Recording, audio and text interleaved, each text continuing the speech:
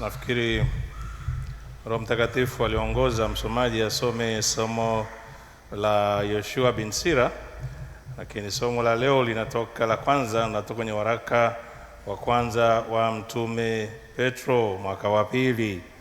Lakini saa nyingine si ajabu kulikuwa na ujumbe ambao Roho Mtakatifu ataka tupate katika somo hilo la Yoshua bin Sira.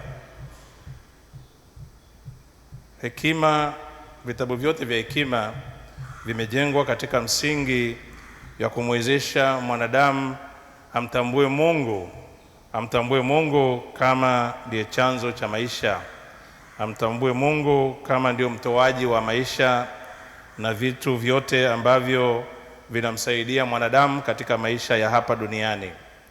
Kwa hiyo kumtolea Mungu dhabihu, vitu, kutolea Mungu hata zaka zenu na vitu vyenu, lazima vinajengwa katika hekima ya kutambua kwamba maisha yako salama yanapokuwa katika mikono ya Mungu, kitu kimoja na sio vitu. Alafu kitu cha pili ni kwamba vyote tuvipokeavyo vimetoka kwake. Mungu hataki vitu, Mungu hataki pesa, Mungu hataki hata zaka.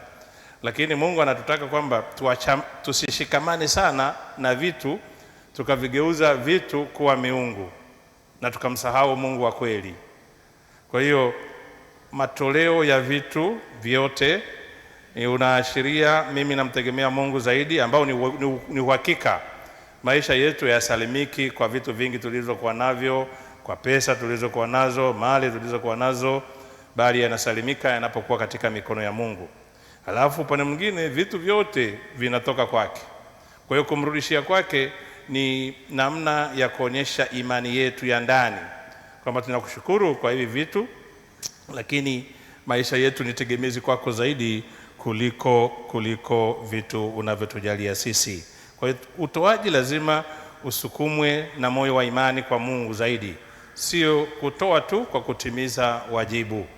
Imani imejengwa katika hekima hiyo ya kwamba maisha yako salama kwa Mungu na vitu vyote ni kama zawadi kwa Mungu ametupa kwa muda mfupi tulioko hapa duniani. Tunamrudishia shukrani na kujieleza kwamba tunamtegemea yeye.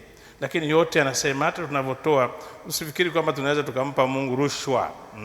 Tunaweza tukampa Mungu rushwa, hatuwezi tukampa Mungu rushwa. Kwa maana moja au nyingine, vile tunavyopata lazima vitokane kwa njia ya haki. Tusitumie njia ya udhalimu kupata vitu alafu tukamtolea Mungu.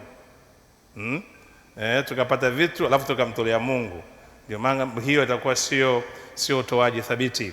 Tunatoa, lakini lazima matendo yetu na mienendo yetu iwe mema mbele za Mungu, na ndio tunamshukuru.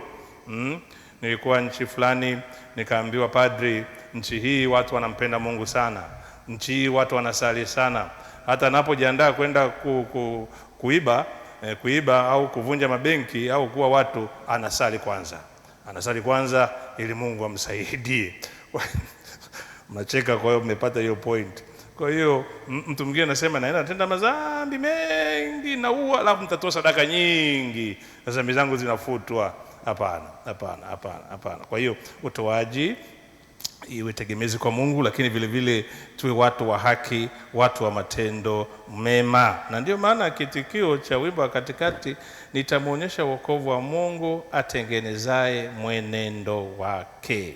Tumombe Mungu, ndugu zangu, atupe hekima hiyo ya kuwa tegemezi kwa Mungu na kujua vitu vyote tulivyokuwa navyo hapa sio msingi na tuko safarini kupita. Mwisho tunaacha yote hapa, tunarudi kama tulivyokuja. Yesu katika Injili, Petro anamuuliza, tumeacha yote, tutafaidika vipi? Tutafaidika na vyote, lakini hali kadhalika na mateso hapo. Kwa hiyo mateso ni sehemu ya vyote hivyo, kama Kristo mwenyewe aliyopitia mateso. Fundisho kubwa hapo ni kwamba mara nyingi tunapojitahidi kadri ya uwezo wetu kufuata njia ya Kristo, kumfuata Mungu na kumwamini Mungu, mara nyingi tunasema tusipate shida tena. Kama ninafuata Mungu, kwa sitaki nipate shida kabisa. mambo yangu yawe salama tu, mteremko. Lakini hapana, sio hivyo. Kumfuata Mungu na kushika njia ya Kristo ni kufuata njia ya msalaba, ni kufuata njia ya mateso.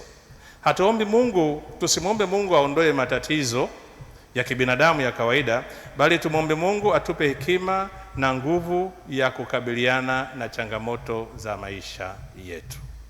Tumsifu Yesu Kristo.